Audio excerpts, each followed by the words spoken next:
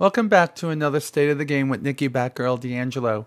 This one again is just going to be about Star Citizen, and it's going to be about things that I've been thinking about the last couple of days since I did State of the Game 15. As you see, we're over $68 million and 700,000 citizens or backers in the game, which is supposed to be unique backers. I don't know how they can assure us of that, as I have two accounts. They probably have addresses and credit cards and things like that that could actually tell them which ones are actually from each person. Nonetheless, we have a lot of people back in the game. Now, something has been bugging me about the game lately. $68 million, and of course, we're still buying ships for anywhere from $20 all the way up to $2,500. Yet what we're trying to do here is we're trying to test the game at this point. And after buying ships in the game, the actual hard task and what's going to set them aside from everything else, it's going to be how we outfit the ships. And here I am pointing out the things I just talked about. I didn't like the way the first take of this came out, so I'm doing my own little voiceover of it now.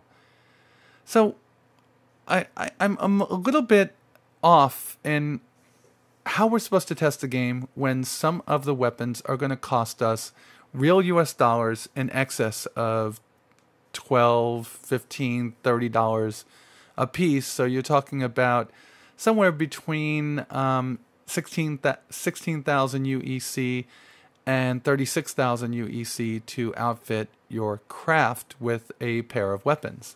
So let's take a look, and here you see them, right? 6,000, 6,000. That's going to be 12,000 total to try to outfit them. I'm a little bit lost here, and maybe I could tie this together with something else that I've been thinking, which is what really draws me into the game each week. And the answer to that is nothing. So here we see all the weapons, and I've got an idea, and I'm sure the idea has been pondered by many of you, and I'm sure it's been mentioned in passing by Ben.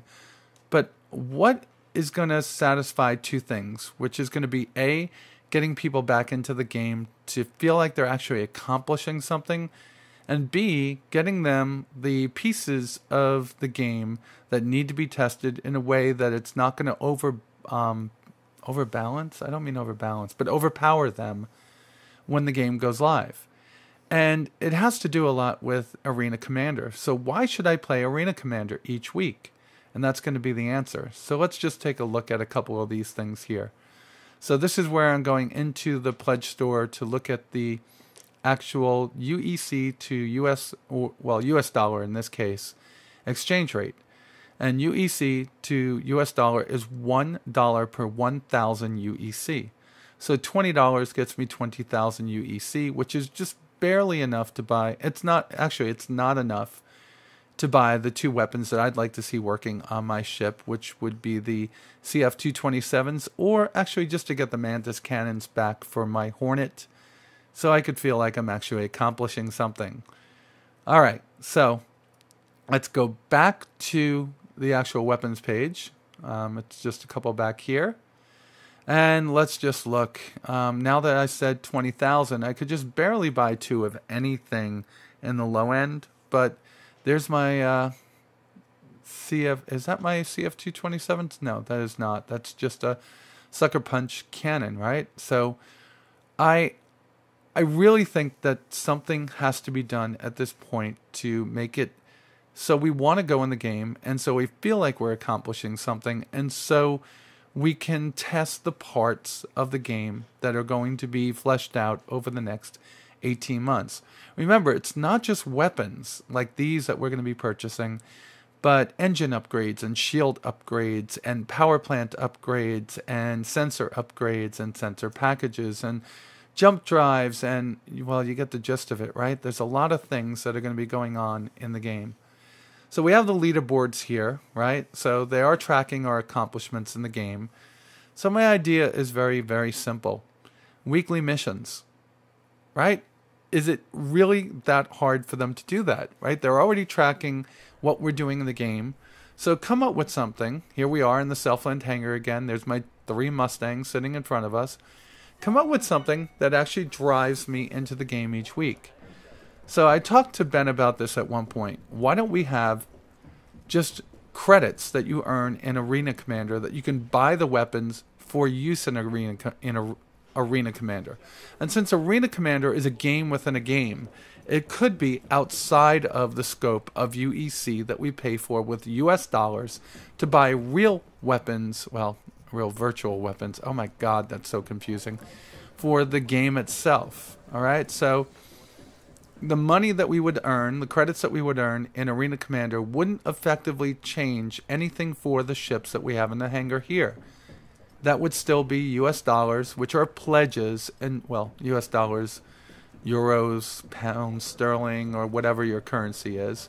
That would be paid for use in the actual universe instead of the game. All right? So here I am just walking past the beta, and then let's go take a look at the Super Hornet, which is going to be, I'm going to fly it for a little bit in this next piece of State of the Game. So as we go out to my Super Hornet, I might want to upgrade some of the weapons here. I think I could put the CF-227s over there, right? Leave the CF-117s on top and change out the two CF-007s for neutron cannons. And thus give a much more powerful punch to my ship, theoretically. Or I could put the Mantis cannons on the wings. But I can't test which one of those is actually better for me, because at this point I would have to spend $36 for the two Mantis cannons and $36 for the two CF-227s. That's absurd that I'm going to be spending $72 US on 4 weapons. Now, some of you might be looking at me and saying, you know, you got $2,000 worth of ships in your hangar. How are you complaining? Well, I'm complaining because I have $2,000 of ships in my hangar. I'm not unhappy about my purchases. They were pledges. But now it's time to outfit my ships for the game. However, I'm not playing the game. I'm playing Arena Commander. So Arena Commander has to have its own currency, its own economy outside of the real player universe. Oh my God, this is getting confusing. So let's go over here to the trusty, handy-dandy, trusty, well, what will be updated at some point and hopefully totally changed, Holotable. So what if when I clicked on here, the first thing I saw was weekly missions and progress in those missions? A mission could be, for instance, kill 10 FanDuel fighters for 5,000 credits, obtainable once per week, and have those reset each week. Finish in the top 3 in Battle Royale 3 times for 5,000 UEC. Finish first in a race for 1,000 UEC, and then say that one can be obtainable 5 times a week. So, and these don't have to be the actual missions, obviously. These are hypothetical. And you get little checkboxes on which ones you accumulated, and then inside the Holotable, you'd have an opportunity to actually buy a Arena Commander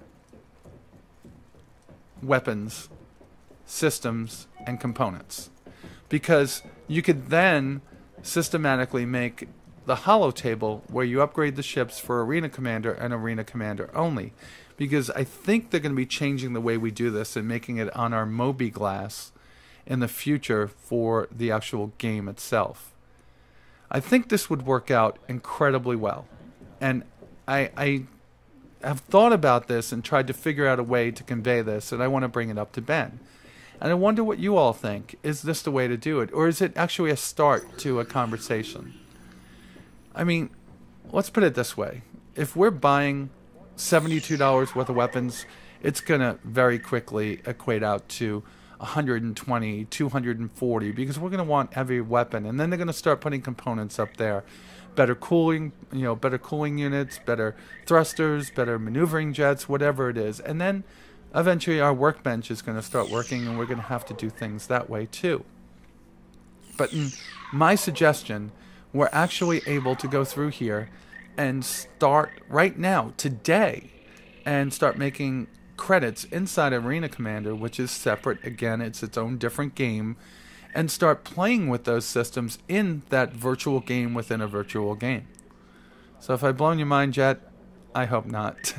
So let's take a look at the next part of this. And for this, I'm just going to jump into my Hornets. So here I am inside of my Super Hornet and starting a Vanduul Swarm. And it's not something that I do every week. In fact, Vanduul Swarm is my least favorite thing to do inside of Arena Commander. My favorite thing being racing. My second favorite thing definitely being the capture the core. And then squadron battles, followed by Battle Royale, followed by Vanduul Swarm. Now, Vanduul Co-op is in a world by itself. I love doing that with friends. I think it's a wonderful way to start honing your skills and playing as a team.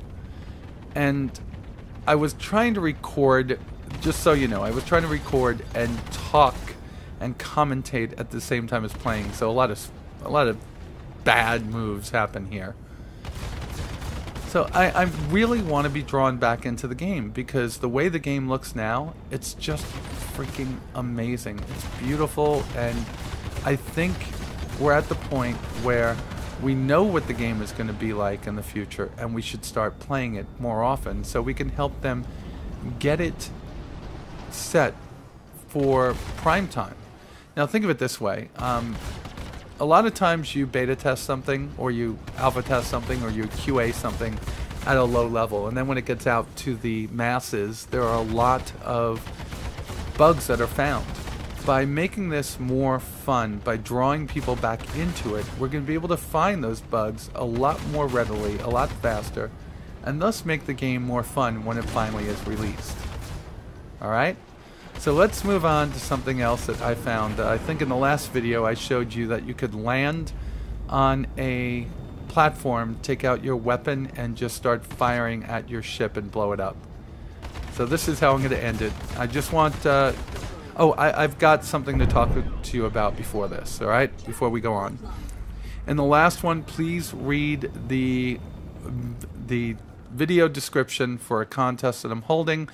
I'm going to give away a Mustang Delta model. I have to send out a Mustang Delta model and a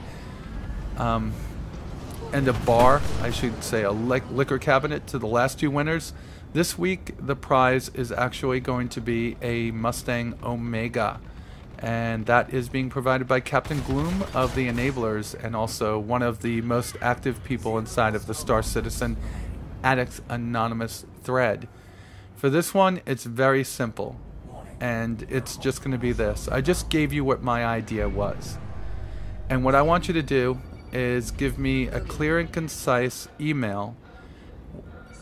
Put SOG16 in the subject field, and tell me what your ideas are for drawing people into Arena Commander to test, and what you would do. How would you build upon what I said, or would you do something completely different? So just give me in your own words what you would do to actually bring about more testing, fix an economy that's inside of Arena Commander only, and get us so we can start testing the weapons and components without having to spend our hard-earned cash. Alright, now we're going to move on to what happens when you get ejected, jump out of your craft, and let's see what that is at this point. And now, for no good reason at all, I'm going to eject, and we're off in space. Now, somebody just mentioned this to me, and I've missed a lot with all the hours I've been working. So the first thing I'm going to do is I'm going to hit F, and then I'm going to use my mouse wheel to pull out my weapon. Now, nothing fun happens in this afterwards, but essentially you have a rudimentary jetpack on that really doesn't maneuver you as well as it should. Here I am using the WSAD keys, and I think one is it's the V key and the A key, I'm not sure, that make you go up and down, but I'm sure you could figure it out on your own just by hitting different keys. I didn't see any kind of exhaust coming out of the suit, but the suit does work, and of course I can fire my weapon. And if a Vanduul was stupid enough to come in front of me, these weapons are real overpowered at this point. I'd probably blow them up, but I didn't get anybody in my sights. I think this shows that FPS is a little bit further along than we think it is. Not that this is anything good, but you know, or anything full-featured and enough to tell us. I know that it has to be ready for Chris to actually be ready for us to play. But I'm getting kind of excited, and I think that this is going to be fun. I think that FPS is going to come into its own once we're actually able to get into the multiplayer ships and practice boarding each other's ships and taking them over and fighting in the back of a Constellation or fighting through the decks of a Retaliator. I mean, that's going to be great. Or the bigger ships. I mean, for those of you that bought the Idris and the Javelin, this will be a kick-butt addition to the game coming up early next year. Pretty excited about that. Alright, so I told you I'd have a couple of videos out this week. There definitely will be a couple. I'll be doing another Star Citizen Addicts Anonymous this week, now that things are back to normal for me. And I think I'm going to do an updated review of the F-17M Super Hornet and play around with weapons and talk a little bit about the you know, what makes it different, what makes it more fun to play.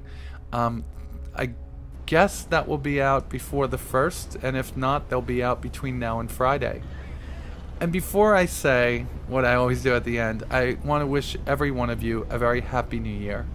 And thank you very much for making this a very successful year for Star Citizen Addicts Anonymous.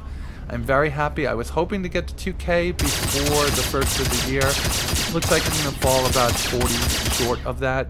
But if you could all help me and, you know, hit the Twitter sphere, hit, you know, whatever social media you can, and do a couple of shares, I'd love to try to pull a rabbit out of the hat and make up those 40 between now and the 31st. If you want to help, please, please, please do. And with that said, you all be safe out there, and I'll talk to you soon.